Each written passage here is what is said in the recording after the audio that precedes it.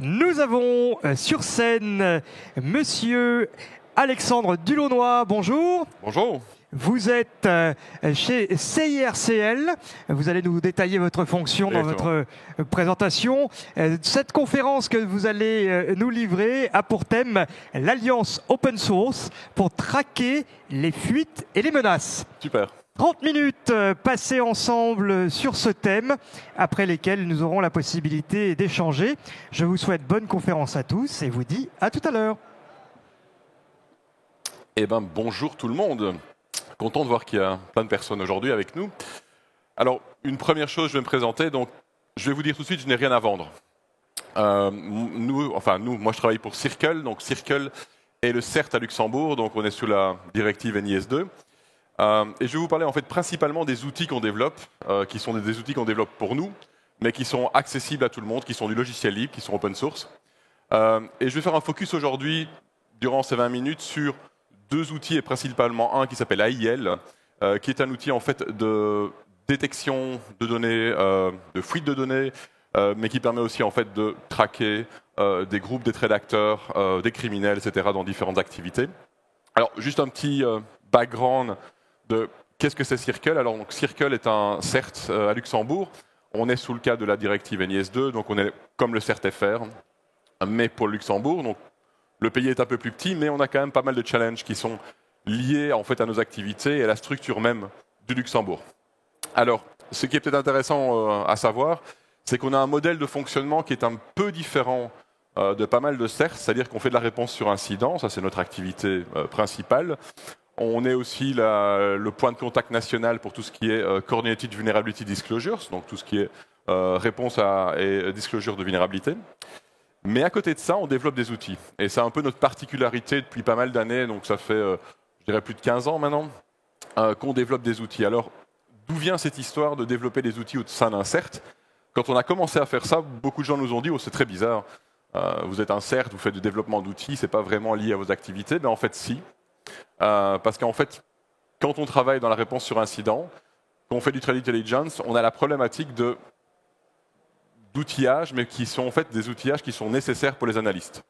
Quand vous êtes un analyste, vous voulez avoir la capacité de pouvoir analyser différentes choses, mais surtout vous voulez automatiser. Et à travers ces différentes années, on a développé les outils. Alors, le mantra, d'où vient en fait cette histoire de pourquoi on fait du logiciel open source et que c'est accessible à tout le monde, ben on reçoit de l'argent public. On est financé par un ministère, qui est principalement le ministère de l'économie, mais on est financé par d'autres acteurs publics européens, même internationaux. Et pour nous, ça a toujours été une valeur de base. Si on développe du logiciel et qui est financé par le public, ça doit être open source. C'est le fameux mantra public money, public code. Alors, qu'est-ce qu'on développe comme outil? Alors, il y en a plusieurs. Actuellement, on maintient 15 gros projets open source. Aujourd'hui, vous allez en voir 2. Comme ça, je vous ferai une petite démo des différents outils. Mais on maintient plus ou moins 250 repositories Git à travers nos différents projets, avec des collaborations avec des partenaires externes, mais aussi principalement avec nos services. Alors, pourquoi est-ce qu'on fait ça aussi? Il y a une raison particulière, c'est que le fait qu'on développe nos outils nous permet de produire du renseignement. Alors, je m'explique sur ça. On développe les outils, mais à côté, on en rend accessible des services publics. Donc, il y a des services qui sont en ligne, comme Lookiloo, on a des communautés de MISP et autres. Et ces communautés de partage, etc., nous permettent de générer du renseignement, de l'information.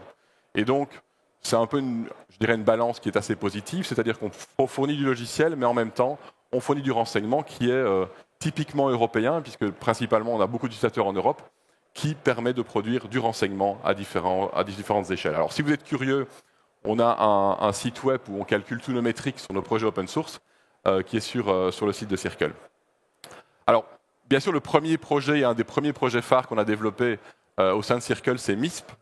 Alors, on est les corps développeurs du projet depuis pas mal d'années. Alors, c'est un logiciel qui a vraiment eu un focus sur le partage d'informations, le renseignement. La raison est toute simple, c'est qu'on a vu qu'il y avait des manquements au niveau européen pour l'échange d'informations. Et donc, on a décidé, il y a plusieurs années, de développer un outil open source.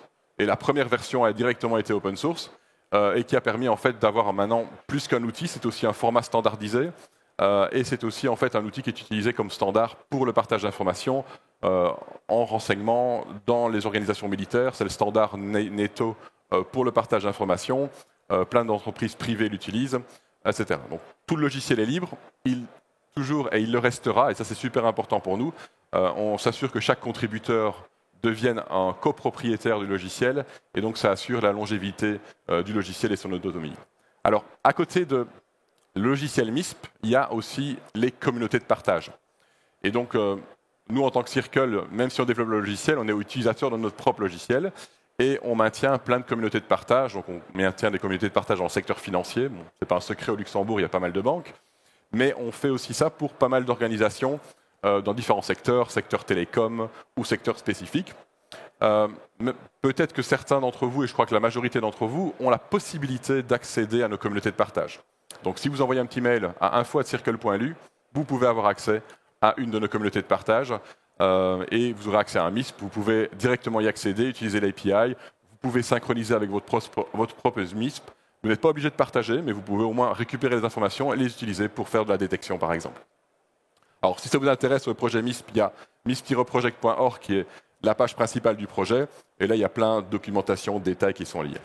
Alors, juste pour l'information, quel est l'objectif de MISP? Bien sûr, c'est la partie partage, mais aussi corrélation, collection de données, etc. Donc, c'est vraiment une plateforme complète de Threat Intelligence qui permet de faire la corrélation, de collecter les données, travailler en tant qu'analyste, ça c'est super important aussi pour pouvoir évaluer les différentes informations qui sont là. Et c'est bien sûr un outil qui permet de collaborer et puis après de générer des feeds par exemple pour les ingérer dans des outils EDR ou autres que vous avez sûrement vu à la FIC aujourd'hui. Alors le deuxième projet que je vais vous parler, et là je vais faire une démo live, donc je vais peut-être casser des choses. Le projet Hail, c'est un projet qu'on a développé depuis 7 ans maintenant. Et qui vient d'une problématique qu'on a en tant que CERT, c'est qu'on reçoit beaucoup de données non structurées. Donc on reçoit par exemple des données comme des leaks, des réseaux sociaux, on reçoit énormément d'informations de différentes sources et qui nous posent plutôt différents problèmes. Si vous avez quelques analystes, on n'est pas une grande équipe, il faut être efficace pour ça. Et donc on a décidé depuis le départ de développer un outil qui nous permet de faire d'un côté la collection, mais aussi de faire la corrélation. Et vous voyez, la corrélation, c'est comme dans MISP, c'est aussi super important pour nous. Et aussi, par exemple, de crawler automatiquement Tor. Donc actuellement, par exemple, on crawl l'entièreté de Tor en un mois. Donc on a l'entièreté de l'infrastructure Tor, en tout cas de celle qu'on connaît et des onions qu'on connaît, qui nous permet en fait d'avoir une belle vue sur toute l'infrastructure. On a maintenant, presque, en tout cas sur nos infrastructures, on a plus de 3 ans d'historique complet sur Channel Telegram, Discord et autres channels différents. Ce qui nous permet d'avoir une bonne vue sur l'évolution des trade actors et aussi des groupes qui travaillent et en tout cas partagent de l'information. Alors maintenant je vais aller sur Hail pour un peu vous expliquer rapidement ce que c'est. Alors c'est un logiciel modulaire qui est entièrement open source, donc vous pouvez l'exécuter chez vous, etc. Et quelles sont les activités principales de Hail? C'est l'extraction de données. Donc il y a une partie qui est quand ça arrive dans Hail, donc on a par exemple les données structurées qui viennent, ou non structurées qui viennent de chat, de messages ou même d'images, repassent automatiquement dans Hail, sont analysées et c'est une sorte de boucle un peu infinie, c'est-à-dire que quand vous avez un document qui arrive dans Hail, par exemple s'il y a une image qui est contenue dans un document, on refait de l'extraction des images. Je vais vous montrer quelques exemples. On fait de l'extraction OCR. Donc, par exemple, si j'ai quelqu'un dans un chat qui parle de fuite d'informations, qui fait un screenshot d'un screenshot, on peut pouvoir extraire les données et faire la détection actuelle des données. Je vais vous montrer quelques exemples. Et en fait, l'objectif derrière, c'est que toutes ces données-là soient structurées, on puisse faire la corrélation et clairement, lorsque l'analyste travaille sur une investigation, soit de façon proactive, soit de façon réactive, dépendant le cas et l'incident, il puisse en fait retrouver les informations sur le groupe, qu'est-ce qu'ils font, quelles sont les activités particulières, etc. Alors, l'outil permet de faire pas mal de choses. Et il y a par exemple des choses qui sont très spécifiques à du decoding de pages, de web shell et ce genre de choses, jusqu'à des choses qui sont plutôt OSINT, comme l'extraction PGP automatique, l'extraction des cryptocurrencies et ce genre de choses, qui permet en fait de faire la corrélation entre les différents niveaux. Et ça a été un design de la plateforme. On fait plus ou moins 1 à 2 releases tous les 2 mois pour le logiciel. Donc c'est un logiciel qui est assez actif. On a pas mal de fonctionnalités. Et dans le futur, on a pas mal d'idées sur l'extraction vidéo et ce genre de choses qui vont être inclus. Donc voilà, ça c'est une introduction rapide du fameux projet Hail. Alors ce que je vais faire une démo live. Donc des choses peuvent casser, mais je vais vous montrer en live en quoi correspond une instance Hail. Donc ici, on a une instance Hail qui est fonctionnelle, qui reçoit des feeds de différentes sources. Alors on a différentes sources qui sont du crawling, des channels Telegram, du Discord, des sites de Pastebin et autres. On a des sources de Matrix aussi qu'on monitor via certains bots et ce genre de choses. Et ce que vous voyez dans ce dashboard, c'est au côté à gauche, vous avez ce qu'on appelle un tracker qui vous donne en fait toutes les informations que vous avez en train de détecter. Alors je suis sûr que dans l'audience ici, il y a plein de gens qui connaissent Virus Total. Vous avez sûrement déjà fait du retro hunt. Ben, c'est exactement la même chose dans Hail. C'est un système qui fonctionne par stream. Donc, si vous faites des règles IARA, vous pouvez faire des détections pour des chaînes de caractères particulières, mais aussi vous pouvez chercher rétroactivement dans tout votre dataset pour retrouver des matchs spécifiques. Et alors ici, qu'est-ce que j'ai? Ben, j'ai quelques matchs spécifiques. Par exemple, j'ai une règle pour voir tous les mots de Luxembourg dans différentes langues qui sont matchés. Sur la droite, vous avez un résumé rapide des différents types d'extraction qu'il y a eu aujourd'hui. Juste pour vous montrer, on a actuellement sur celui-là un crawler continu qui crawl Tor. Si vous êtes intéressé d'aller plus dans les détails techniques sur comment on collecte les adresses Onion, etc., vous pouvez venir à notre stand plus tard et je peux vous expliquer ça. Alors, pour la session d'aujourd'hui, puisque le temps est assez court, j'ai pris quelques exemples pour vous montrer un peu comment ça marche et en quoi c'est utile. Alors, ici, vous voyez, j'ai fait une investigation qui s'appelle TechLab. Alors, qu'est-ce qu'on peut faire dans Hail? On peut simplement en fait, concaténer des informations que vous allez récupérer à différents endroits qui ont un intérêt. Et vous allez créer une investigation. Alors, il faut le voir comme un case. Et alors, qu'est-ce que vous allez pouvoir faire avec ça? En fait, après, vous allez pouvoir l'exporter vers MISP. Comme MISP a les données qui sont structurées, ça vous permet, par exemple, de repartager avec des autres CERT, avec des SOC, avec d'autres partenaires, l'information que vous avez collectée. Alors ici, moi, je vais prendre quelques exemples. Alors, je vais prendre un exemple qui est assez courant. Donc ici, j'ai des documents qui sont leakés. Alors, d'où est-ce que ça vient? En fait, ça vient d'un channel. Alors, je vais prendre le channel ici. Peut-être certains d'entre vous connaissent ce groupe-là.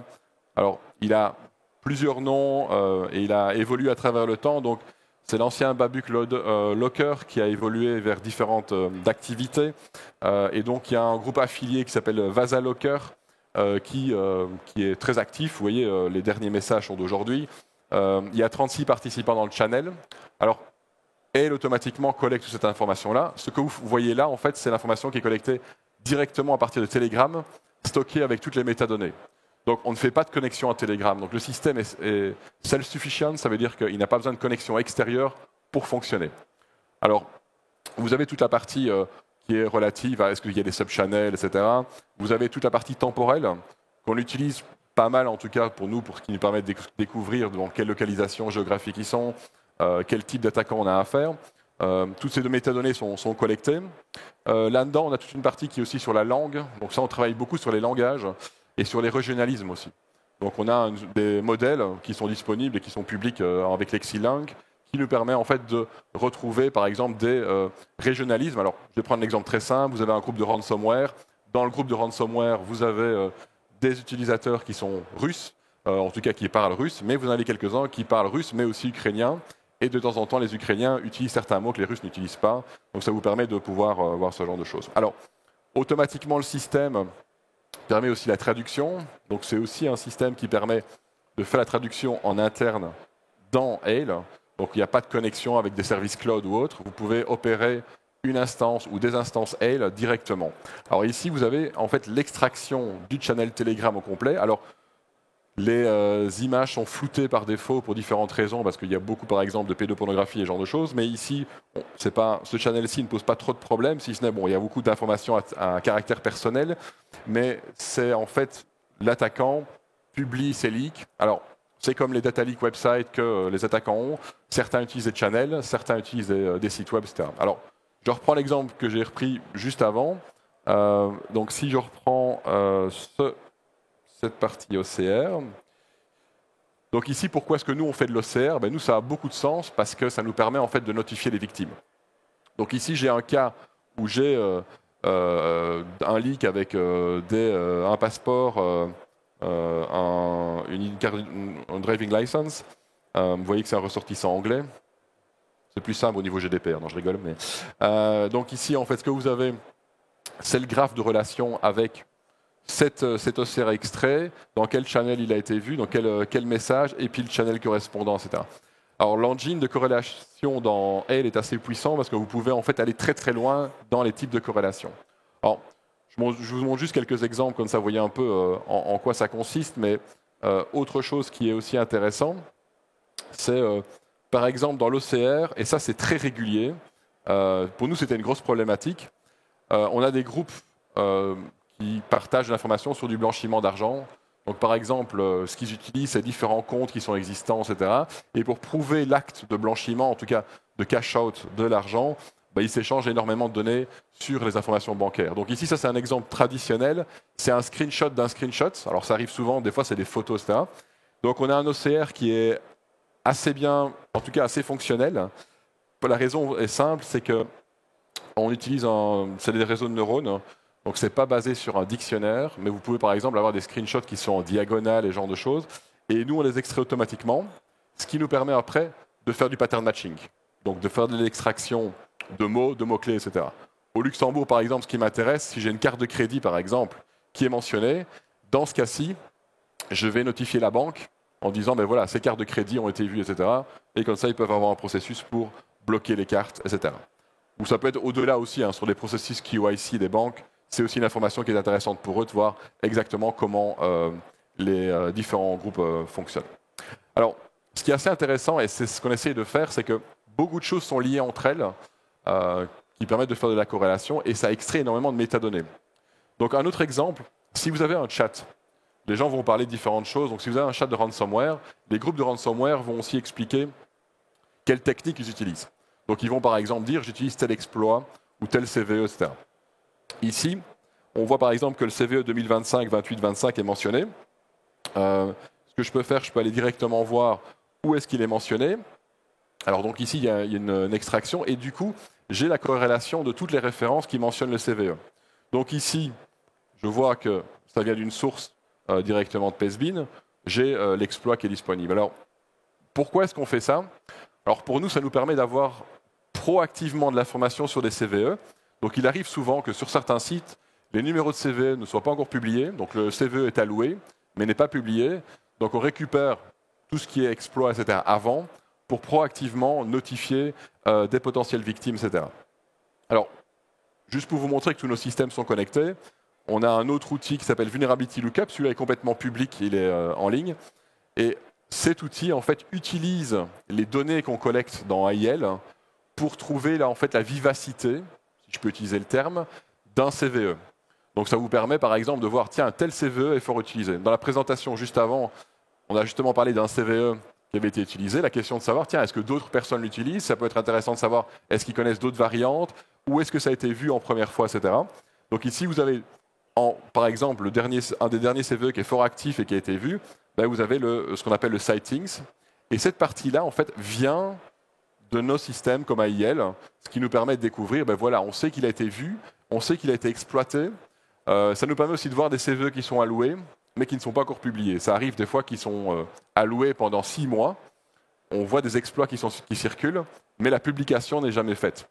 Donc ça arrive aussi régulièrement, pour différentes raisons qui peuvent être différentes. Alors, ce qui est aussi intéressant, c'est que là, je vous ai montré un chat, mais dès qu'on extrait les données, en fait, on essaie de les corréler avec d'autres données.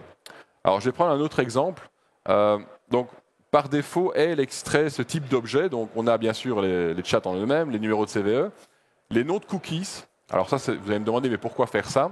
En fait, c'est très utile quand vous avez des services web qui sont sur Tor et que vous voulez les dé-anonymiser. Souvent, les noms de cookies sont liés à la plateforme. Donc, ça vous permet en fait de retrouver le site qui est correspondant. On fait la même chose avec ce qu'on appelle HHH, qui est en fait la structure des entêtes HTTP du serveur. Donc, c'est pour voir si le serveur est le même. Et puis, on fait ça avec plein d'autres choses. Donc, par exemple, on fait ça aussi avec PGP. Donc, si on trouve des messages ou des clés PGP qui sont dans un channel ou autre, on va automatiquement extraire les métadonnées. Et ici, là, c'est celle du jour. Donc, je ne sais pas trop ce qu'il y a, mais est-ce que c'est intéressant? Mais vous voyez, vous avez chaque fois Ici, par exemple, vous avez une carte PGP qui est pour Chips ici, donc sûrement c'est des gens qui vendent des cartes de crédit. Mais ça vous permet en fait de retrouver à quel endroit cette clé PGP a été utilisée. Donc ici, on peut carrément enlever les items pour avoir moins d'informations. Mais vous voyez que dès que ça commence à corréler, ça donne énormément d'informations sur l'infrastructure. Ici, on voit que cette clé PGP, par exemple, elle est utilisée sur plein d'adresses onion. Donc si vous voulez, par exemple, rassembler des onions qui sont liés à un même opérateur et ce genre de choses, vous regardez, par exemple, la clé PGP. Chose qui est assez intéressante, ça marche très bien aussi avec les favicons. Vous avez un favicon qui est similaire et vous pouvez recharger les favicons sur Internet pour voir si l'infrastructure qui est sur Tor ne leak pas dans le clear web. Et donc, vous retrouvez fonctionnellement la même machine de l'autre côté. Alors, dans les autres choses qui peuvent être faites aussi, c'est que la partie crawling. Donc, en fait, on a un crawler qui est automatique. Donc, dès qu'on a des adresses onion, on les crawl automatiquement. Mais vous pouvez créer en fait des crawlers autant que vous voulez.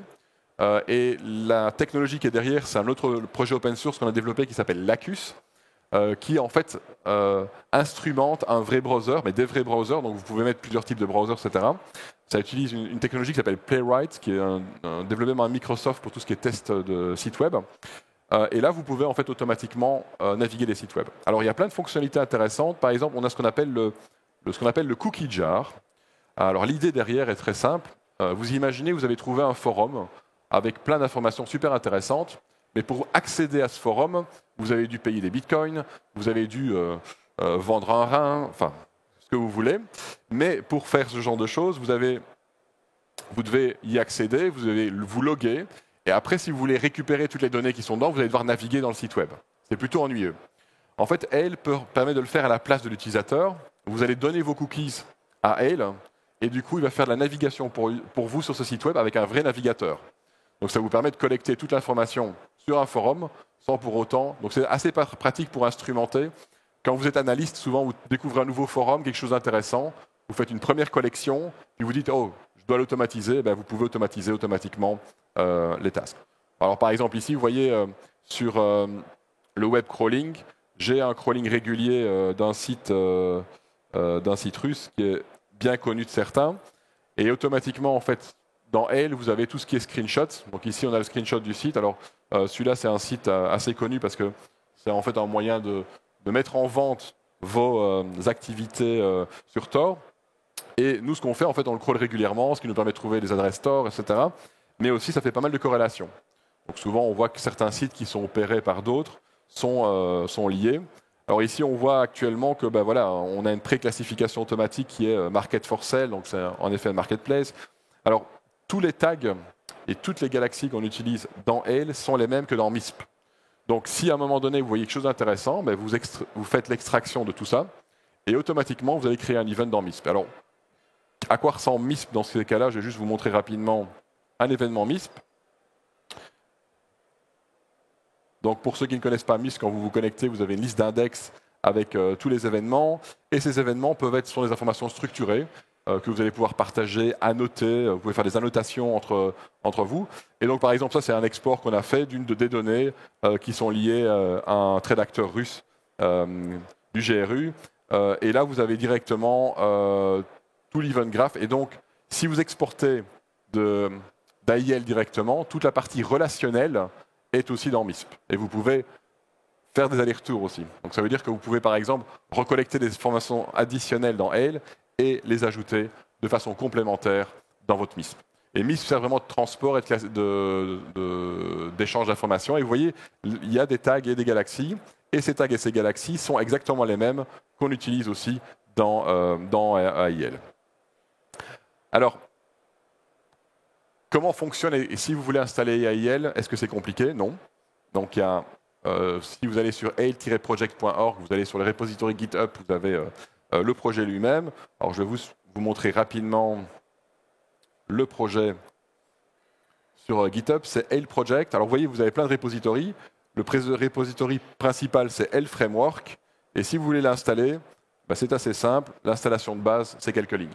Donc, ce n'est pas très compliqué. La seule chose qu'il va falloir, bien sûr, prendre en compte, c'est la collection de données, comment vous allez collecter les données et faire le traitement des données. Mais en fait, l'outil qui est là est vraiment fait pour faciliter la tâche journalière d'un analyste qui veut collecter de l'information. Et vous avez des modules qui s'appellent des feeders. Et donc, par exemple, je vais prendre le feeder Telegram. Les feeders dans Hail sont aussi indépendants. Donc, si vous voulez monitorer Telegram, vous pouvez utiliser ce logiciel-là sans même installer AIL. Parce qu'en fait, qu'est-ce que vous avez? Vous avez tout le système qui vous permet de joindre des chats, les monitorer, récupérer des messages, récupérer les informations admin, etc. L'outil est assez avancé. Bien sûr, la seule condition, il vous faut un téléphone et un accès Telegram et une carte SIM dans le bon pays. Puisque les données que vous allez avoir dans Telegram sont variables suivant les pays aussi. Donc ça, si ça vous intéresse, vous pouvez repasser au stand pour discuter avec nous des méthodes de collection dans Telegram. Ça peut être un sujet d'une journée complémentaire directe.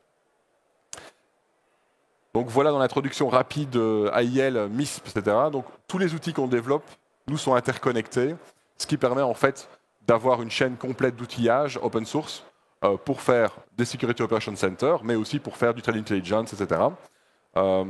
Régulièrement, tous les trimestres, on fait des trainings qui sont en ligne et publics pour les logiciels open source qu'on développe, comme Vulnerability Lookup, comme AIL, comme MISP, etc. Donc, vous êtes les bienvenus à rejoindre. Et on cherche aussi des collaborateurs ou des contributeurs. Donc, si vous avez des projets intéressants ou ça vous intéresse de contribuer sur ces projets-là, n'hésitez pas. Merci beaucoup. Merci à vous. On va pouvoir vous applaudir, Monsieur Dilaunoy.